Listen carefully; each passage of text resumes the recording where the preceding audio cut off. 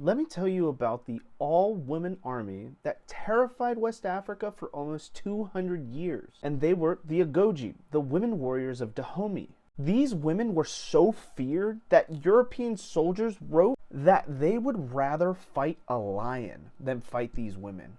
And these women, they weren't symbolic guards. These women were frontline soldiers, elite, handpicked and trained from childhood. And they served the kingdom of Dahomey, which is modern-day Benin, from the 1600s to the 1800s. They were Agoge, elite warriors sworn to serve the king.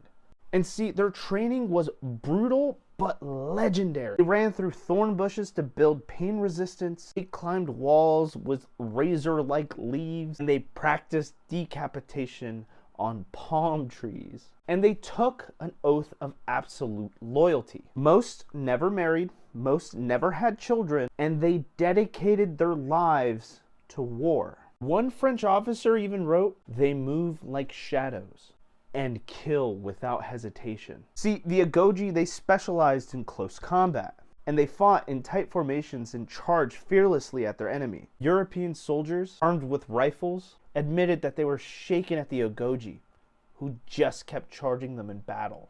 But their power wasn't just legendary, it was also tragic. The constant warfare, the constant clashes with the European forces, and the brutality of colonial expansion, well, it eventually overwhelmed the Dahomey.